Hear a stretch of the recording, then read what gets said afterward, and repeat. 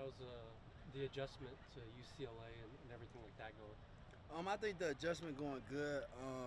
Some of the guys, some of the D-line guys that's been here for a little minute, they helping. Still want to compete. Still trying to get better every day, but I think just overall, I think the move is pretty good.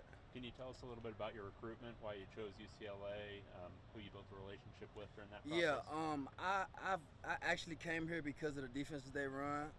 Coach Malloy was a big part in that. Coach Ram, and then Coach Foster, of course. I feel like they just wanted me, they needed me, and I wanted and needed them as well. So it was just like a win-win situation for me. On making this move, what is your mindset coming into a spring like this and competing? I think just showing the coaches what I can do over and over again, being consistent, being physical, and just showing them I still know how to play ball.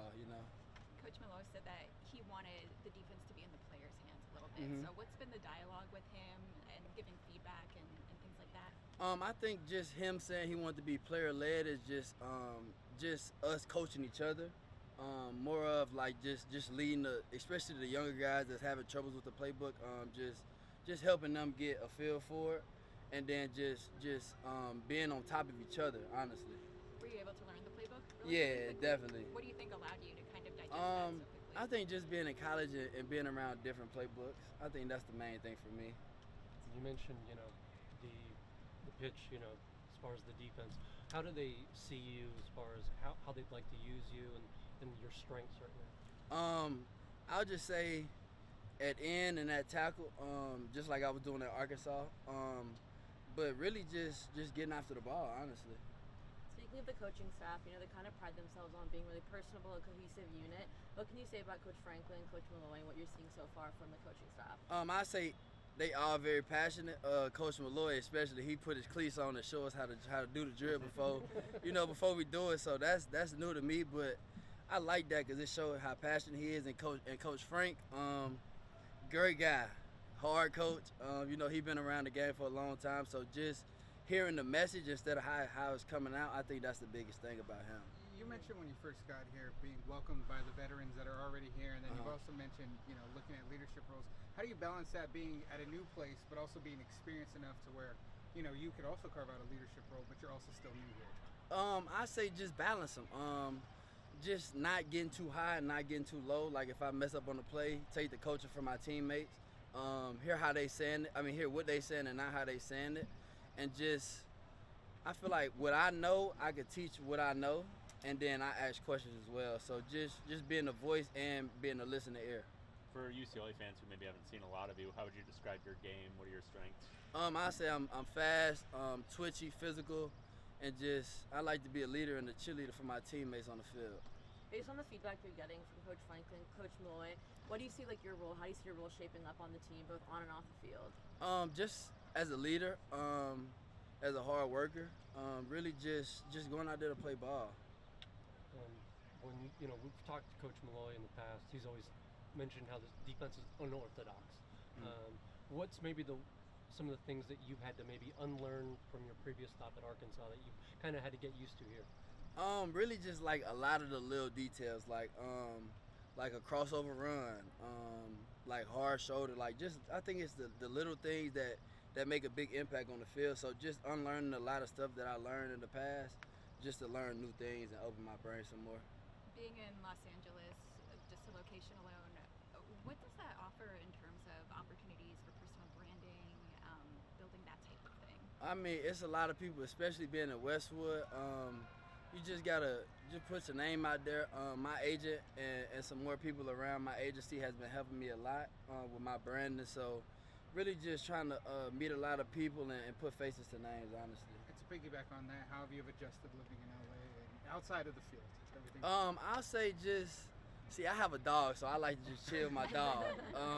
I recently just got my car back, so I just like to chill with my teammates, especially the guys that's already been here. I like to just hang out with them, pick their brain a little bit, and just play the game with my people back at home. Taking your dog to any dog parks? Or yeah, the one right up the street. What kind of dog? I have a pocket bully. She's 2 years old. She a handful. originally from Louisiana? Yeah, I'm originally from New Orleans, but Hurricane Katrina brought us to Arkansas, and I was just going back and forth. But then we settled in Arkansas for a little minute. And you talked about your experience at Arkansas, being in the SEC. How do you expect this experience to translate to the Big Ten Conference, which is more of a run-heavy conference? I don't feel like it'll be a big change for me, just because like when you play in the Alabamas and the LSUs, they want to run the ball first. So I mean, I feel like it's just another game of football, just on a different side of the world or the country. You said you had to relocate because of Hurricane Katrina. How old were you, and what was that experience? I was one. We left the day before. My people always telling me stories about what was going on, but that's really all I can tell you. It was rough because we was trying to go to Texas, and then we got relocated to Arkansas, so it was a whole big deal. So, like, what's the culture of your family then? It seems like very adaptable, like. Yeah, definitely. Yeah, but most of my people moved back to New Orleans a couple years after, so it was just me, my mom, my dad, and two of my brothers and sisters. Anything else, guys? Who are some of the brands that you're working with, and what do you want to accomplish here? I'm working with. We're trying to get a deal with Tilt. It's like just a little clothing brand in Inglewood, I believe, and then it's a Factory Lab, like a little shoe comfortable branding company, and just some other stuff we got working. Seems like you're trying to partner with like small businesses. Yeah. Or, like, is that kind of what you're trying to elevate? I feel like we're just gonna start small and then just keep on going up. Once I get a bigger name for myself out here. Any dream deal? Not as of right now. I don't think. For the dog, maybe. Maybe. There you go. That's what I need to find. Yeah, I need to find some of that.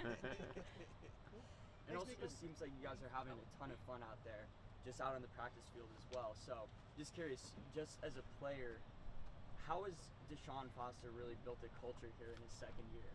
I feel like he built a great culture. Just like I say, the first week of practice, he told us, and it's been sticking with me.